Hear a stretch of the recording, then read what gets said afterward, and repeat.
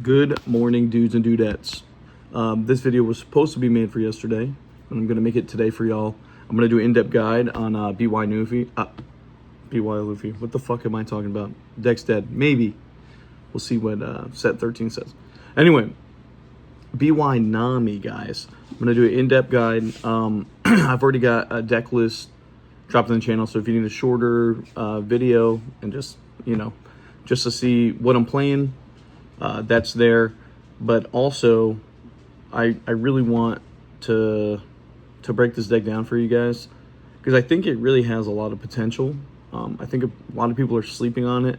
The ability to be a 7K leader and the draw power from the deck alone is very, very advantageous, in my opinion.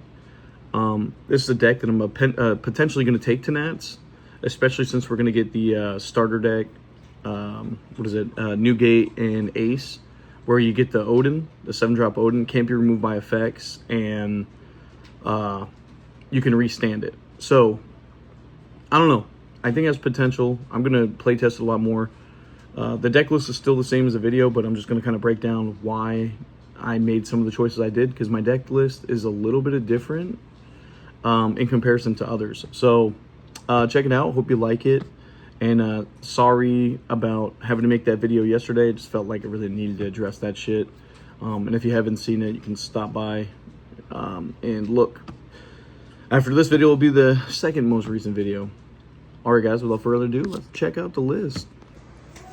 Alright guys, first of all, let's just appreciate this brand new mat. I just posted a video on TikTok. Feel free to check it out. But yeah, let's talk about this list. I don't want to get too distracted here. Yap too much. There she is, BY Nami. For those of you that don't know, your turn, once per turn, the effect can be activated when a card is removed from your opponent's life cards. And if you have 7 or less cards in hand, you draw a card. So that works even if you, on 2, play a Hiyori, you grab a life. You have 7 or less, you can draw a card, you hit your opponent, you draw a card if you have 7 or less. Then Dawn 1, on your opponent's attack, once per turn, you can trash a card from your hand, and this leader gains plus 2,000 power. Just for people that are interested in playing the deck, that also works if they're attacking your characters, because it doesn't specifically state if they're swinging at life or a character. So if you know that it could kind of mess up the math for their turn, if they swing into a character, you pitch a dead card, and then you become a 7K lead, and it could screw up math for their turn. So just something to think about. All right, so let's get into the deck profile. Nami, put her over here.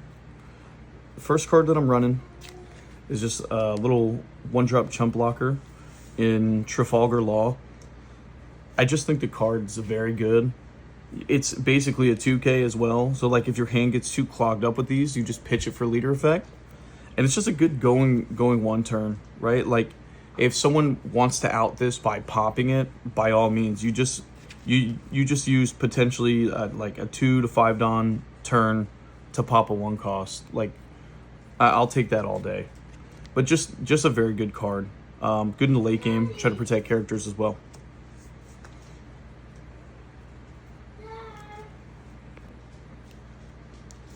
Next, this card's just, I think moving forward, this is just like a yellow staple. Zeus, it's a 2K counter. It says on play, you can grab the top or bottom card of your life and you KO one of your opponent's characters with a cost of 5 or less. Just for 2 Dawn to remove a 5-cost body is actually insane. And like with Nami, this could trigger leader effect. So I could do this. Let's say I have 6 cards in hand.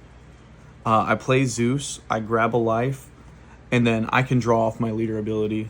So even if it like, even if like, I don't know, you're playing UP or something, and you know they have the counter, you're still popping potentially their Nami blockers, their Zoro Joros, whatever it is that they're playing, and being able to draw still off your leader ability, I think is huge, because it could just find you the out. Sometimes it does. Next is a very good utility card. You heard me talk about it at the beginning of the videos, Kazuki Hiyori. On play, you can add the top or bottom card of your life to your hand, and then you add one card from your hand to the top of your life cards. So this is huge. In my opinion, this is huge against like decks like UP, GP. You know, it's a triple G meta, guys. Like 6K leaders are a pain in the ass and they're running rampant, right? But this lets you set up a Kikinojo in life, which is like, I know it sounds super cheeky, but on 3 Dawn, you go Hiyori, take Kikinojo, put her in my life, and then you can swing 6, so you still have your leader ability available as well. So just very, very good card, and it's a 2K counter. Next card, like, to me, this card's like kind of broken. If it wasn't Nami locked, it would be like way more insane. But we get to abuse the shit out of this card. Nojiko, she's 1K counter, 2 cost. It says, on play, if your leader is Nami, return one of your opponent's characters with a cost 5 or less to their hand. Guys, this card just is like infinite value, because with the way I'm building this deck, or I have this deck built, excuse me, is I am constantly bouncing my little guys back to my hands too. So like I can Nojiko like 3 times on one turn if I want to. Like if I want to clear a bunch of blockers, like we're talking 6 Dawn there, and I can swing 9K. After, if I'm like trying to go for lethal or something, it's just really, really good value. Another 2 cost. Okay. Excuse me, Jesus. One of my MVPs of the deck, Kikinojo. Once again, guys, if you don't know what she does, on KO, if your opponent has 3 or less life cards, add 1 card from the top of your deck to the top of your life cards. I don't really run a huge healing build, but this could like sway games, right? Because a lot of people don't want to swing at this card, but sometimes they feel like they have to, and it's just a beat stick. And like I said, we want to go first with Nami, so our turn 2, it usually looks like swing 6, then play Hiyori, put a Kikinojo in life. Obviously, that's the optimal play if we have the hand. But also, like the trigger, if your opponent's at 3 or less life cards, play this card. This card's great against UP Luffy. This card is great against any 4 life leaders as well. Next, this is a potential target to get cut down, but honestly, you just get insane value out of this card. It's Cavendish from OP-10. It says, when attacking once per turn, draw 2, trash 1. So you get to just like cycle cards on your hand, and sometimes this finds you the out. Like I said, the draw power in this deck is insane, and this card alone has won me games against Blackbeard. Whenever I play Blackbeard, if they're still playing Finger Pistol, this is always the target for it. They never want to pop this. They always want to pop this. And, dude, just to be able to draw 2 cards is insane. I literally remember a game where I was playing somebody. They had 2 Blackbeards on board. One of them they had swung with because they tried to go for lethal as turn before. The other they played and stunned, but they didn't stun this. They stunned one of my 6 cost bodies that I'll show you in a minute. But I swing 6 here, and he has like 2 cards in hand. I swing 6, draw 2, trash 1. I drew into a freaking red rock, and it won me the game. I red rock, and I swing out. So it's just crazy draw advantage.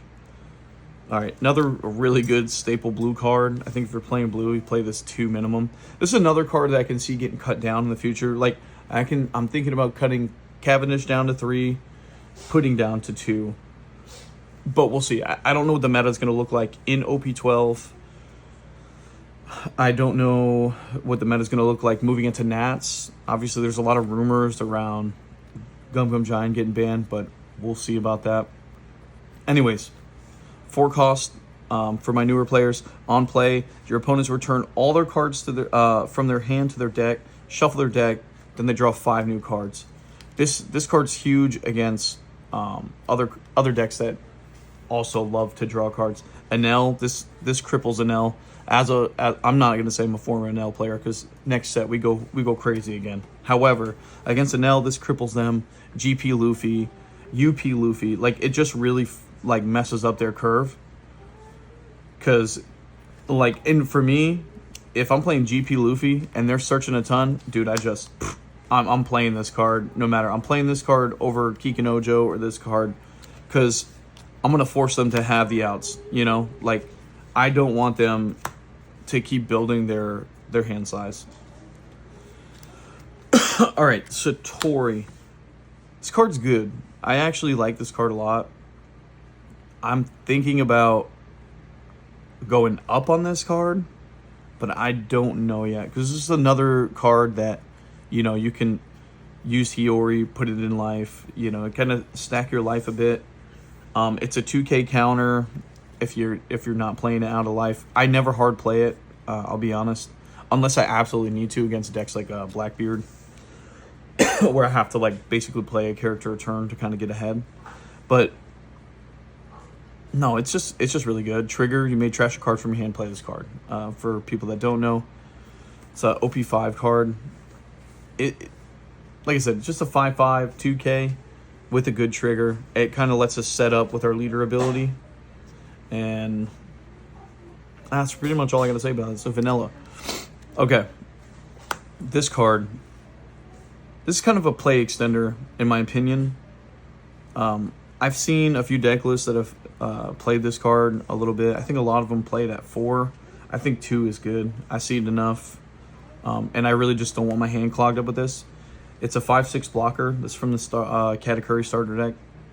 It says activate main once per turn. You can turn one card on your life cards face up, and then give one rested Dawn card to your leader. So the reason why this is so good in this deck is if you go second, it kind of throws your whole curve off. Unfortunately, like, it takes to turn 3 to play this, so we can start actually using, like, not to say that we're not going to use leader ability, but it just kind of throws off the feng shui of the deck, if you will. But this allows you to extend plays a little bit, get you that rested Dawn, so you can still have leader ability the following turn, or you know, on your opponent's turn, of course. And also, it could cause like issues for your opponent, like if they see that you just flipped a Kikinojo in life, or you know, a Satori, or some kind of 2K, like whatever the out is. It, you know, a couple of these event cards that I run. I just think it's a good play extender. I think it's good at 2. Maybe I can see a future where this probably doesn't exist in the deck anymore. But I don't know. Like I said, there's a lot of play testing still to be done. I want to look at more blue and yellow cards that I think that could be like advantageous for the deck and would have good synergy, because I really want this. I want my build to make sense. There's a lot of people that discredit this deck. They call it a do nothing deck, all that stuff. But I really think that this deck has a lot of potential. You just have to find the right cards, right? Like, people are making BY Luffy work, so why not be able to make you know, blue yellow Nami work?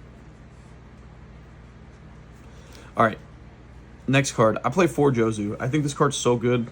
Obviously, people that were playing in the Dofi meta know how good this card is. For those of you who don't know, he's a 6/7. He has counter, and then on play, you can turn one of your characters, other than this character, to the owner's hand, and then you return one character with a cost of 6 or less in your opponent's turn. So, very good against BP Luffy. Black purple, if they play their 6-drop on curve, that means they don't have a Dawn attached, right? So they're playing it on 6. He's just a 6 cost. So you just punish them by bouncing this back to their hand. And you can get 2Ks back, 1K, like if you need the Nojiko's back. You know, it's just, like I said, my whole deck revolves about, you know, optimizing the colors. Like, we want to optimize blue, we want to optimize yellow, we want to play to our outs. I want to get the counter back to my hand so I can save characters, because there's no secret here. There's not a lot of counter to, you know, keep your characters alive. And that's, you know, I think that's one of the biggest issues with the deck. And like I said, that's where some of these changes could come.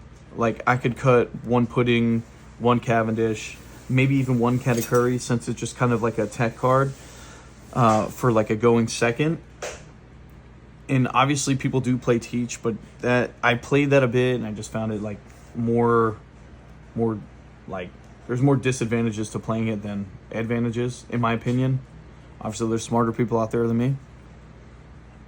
But yeah, like, I just like how so far, you know, the deck synergizes. I love like being able to bounce my 2Ks back to my hand, putting cards back in my opponent's hand. It just feels really good. All right, this is my spice for the deck. I'm a huge advocate for this card. This card's insane. It's a 6/8, crazy stat line, no counter, but in this deck, of course, it is counter. And it says, on play, up to one of your opponent's characters other than Monkey D. Luffy cannot attack until the end of your opponent's turn. Then place one character with a cost 1 or less to the bottom of the deck. One, this card's insane in the mirror. Like, if they're playing law blockers, you play this, you stun a character, you bottom deck their blocker. Like, it's just a really good value. And a 6/8 stat line is crazy.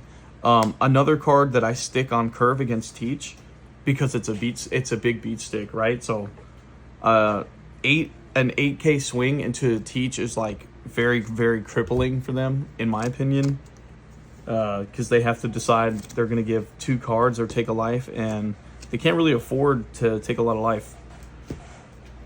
Next, this is a one of another potential candidate for cutting. It's just kind of like a cheeky play. You can really like set up kind of a crazy Tendon play if you want to, like if you don't really have anything else, but you won't have leader unless you have this on board. It's a 6/7 that says, on play, if your opponent has 6 or more cards in their hand, your opponent adds 1 card from their life area to their hand. So I have a buddy that likes to play this before, but he plays a little bit different build than I do. This card in particular, you play this, make them grab a life, and then what you do is you pudding them, right? But that's like all the stars align. It's really cheeky. You just, you know, you have to see the line.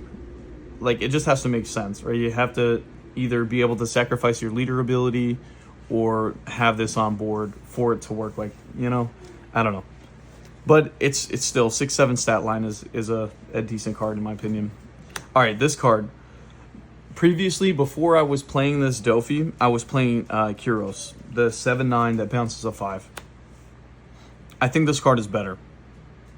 And the reason why I think it's better is because although it's a 7/7 stat line, on play, it returns 1 character with the cost of 7 or less. And that being said, like, you can return back one of your characters, or you can return back one of your opponent's characters with 7 or less, right? Like, so if I need a 2K, I can bounce a 2K back to my hand. If I need to get rid of one of their boss monsters, I just bounce it back to my hand. It's just a very good card. To be able to return a 7, you pretty much just made them waste an entire turn with, you know, with bouncing back a 7 cost. Because a lot of decks will just, you know, play on curve, kind of like this deck. If they bounce a 7 back to my hand, it's kind of like not like a death sentence, but like, you know, I lose value out of my Don. And we want to utilize our Don. We want to maximize our Don as best as possible. All right.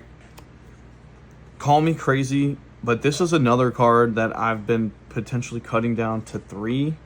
I just feel like I see it so much. And, like, don't get me wrong, it's very good. The stat line's good. The on-play is good. The end of turn is good. But it just feels like it clogs up my hand a lot when I want to see cards like Boa or Jozu, Dofi, you know, Cavendish, you know, just things like that. Sometimes when I want to see different cards, I see this and I'm like, damn, like I have 4 of these in my hand right now. But regardless, 8/9 stat line. On play, you rest a character, you can trash 1 card from the top of your opponent's life cards. Huge, because it also fires off our leader ability, right? Because we want synergy with the leader ability and the cards that we're playing. We want it to make sense. And then end of turn, if your opponent has 2 or less life cards, you draw a card and trash a card from him. So you get the cycle. It's just, it's a good card. I would maybe potentially see it at 3. I don't know. I think this card's so good too. This is another card that I think people are sleeping on. 8/8 stat line with rush, and then when attacking, you pitch a card from hand, and you can turn one character with a cost of 4 or less to the owner's hand, then give 1 Restodon card to one of your leaders or characters. Crazy. Like, you can give the Restodon anywhere. I love you, baby. Thank you. You're sweet. All right. Anyway. You can bounce little chump blockers. Another card that's good into teach. And obviously, I'm saying teach a lot because I've been playing against the deck a lot. Like, I feel like, let's get through this. I ran out of storage, and I'm sorry, guys. Next card, 6 Dawn for Gum Gum Red Rock. Can really swing the tempo in the game. It removes a body. 6 Dawn, place 1 character at the bottom of the owner's deck. Trigger, place up to 1 character with a cost of 4 or less at the bottom of the owner's deck. It's just an insane card. And it doesn't cost you anything like Rygo did. You had to trash a life to remove a body. This is just remove a body. It's fucking insane. It's broken. Play this card. Alright, and last but not least, we got Gravity Blade Raging Tiger. 7 Dawn, place 2 characters with a cost of 6 or less at the bottom of the owner's deck. And the trigger, you put a 5 cost on the bottom. Card's insane. Thinking about going up on it. But yeah, that's it. That's the deck profile. Guys, go and test it out. Tell me what you think about it. If you like this video, don't forget to like, comment, subscribe. It really helps me in the algorithm. I'm really just trying to grow a little bit. So yeah, I appreciate you guys. If you made it this far, thank you so much. If you watch 1 minute of it, 1 second of it, it's all that matters. I don't care. I'm not trying to get rich and famous. I'm just trying to spread some of the knowledge that I have out so far. So if you want more deck profiles, let me know what decks you'd be interested in seeing, or if you want some more gameplay, which I do have coming up. So let me know, guys. I appreciate y'all, and have a good day. Happy 4th of July.